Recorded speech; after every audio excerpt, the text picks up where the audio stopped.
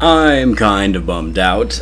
This isn't really news that's like earth-shattering, surprising to me or anything, but I wanted to discuss this because it kind of brings up what I've been trying to tell people this whole time, and I'm not going to be angry or anything like that. I'm trying to be less angry these days. I like to just be a little bit more chill. But this news about Rainbow Six Siege kind of just makes the game completely dead for me. Not that I haven't been playing it recently, but with this new announcement that they had, yeah, man, Rainbow Six is kind of just a gravestone at this point.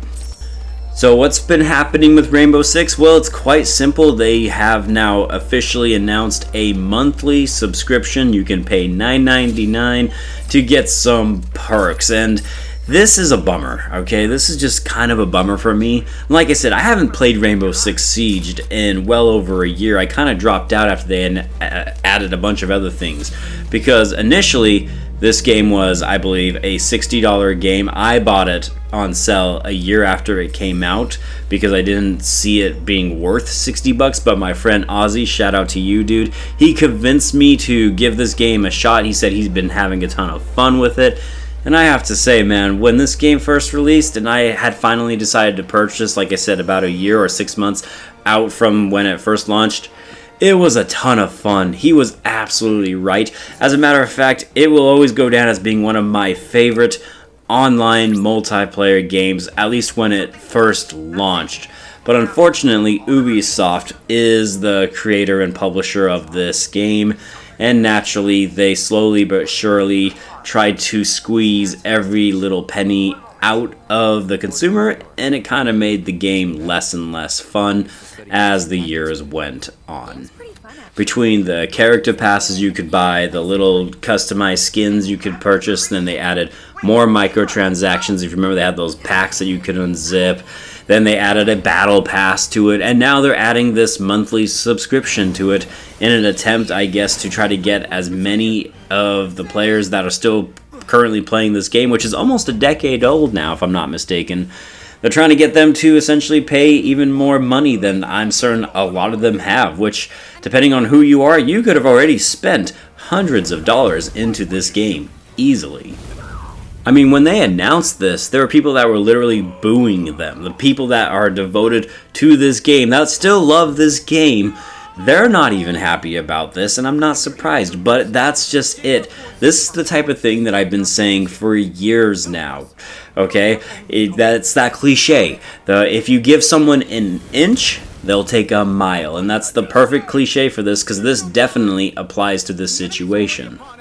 If you give someone small DLC, they'll create microtransactions. If you tolerate the microtransactions, they'll add in the season passes, and then they'll add in the battle pass, and then they'll add in the live subscription service. They will keep pushing and pushing until it gets to a point like this where everyone says, hey, okay, that's too much, and then they'll take it back a little bit, and then it's going to seem like, hey, I did y'all a favor, look at this, but that's not the case here. These are the type of business practices I completely avoid now just because I find them irritatingly scummy, and they lessen the experience of games as a whole.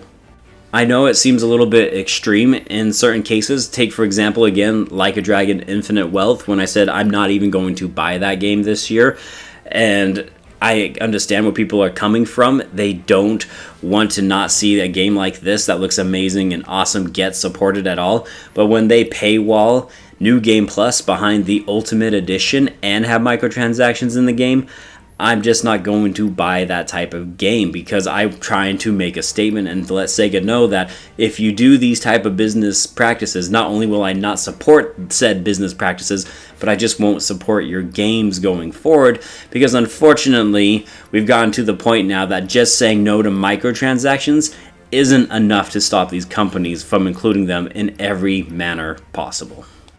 And that's a bummer. You know, it's just a bummer to see the state of the video game industry and just where we've come from, and to have so many people get after me for just straight up saying I'm not playing this game because Dragon's Dogma 2 has microtransactions and is blocking fast travel within its single player campaign. I will not support that. And people just say, well, you don't have to buy them. They'll make excuses because I understand it's a game you love and it's a game you want to play, and hey, if that's really what you want to play, have at it, man. I'm not saying you shouldn't, because we all have, our vices and we all have things we want to play. But I draw a heavy line on this stuff because, unfortunately, you'll get games like Rainbow Six Siege and you'll just continue seeing these trends. This isn't the last time we're going to see something like this. And even in single-player campaigns, you're going to see more and more microtransactions, because as long as you tolerate it, or even just at this point, as long as you buy their games, to them, the microtransactions are just a bonus. It's just extra money on top of the money that they're already earning. Capcom is a great example of this. They're already making record profits every single year just for their base games alone. They're having their records broken, but they're still offering microtransactions now in almost all of their single-player campaigns. It's just extra money for them, and a lot of the gamers, they're just going to tolerate it and say that's fine. And so Capcom, just trust me, down the road, they'll push it a little bit further. They're going to just see what they can get away with. And yeah, it's just a bummer because, like I said, I loved Rainbow Six Siege, man. I really did. Used to absolutely love this game at one point. It's just completely dead to me now. I don't think I'm ever going to play it again. I am Bradley Overrated, out like a trout. I hope you guys are having a great day, and I'll see you on the next one. Take care, guys. Take care.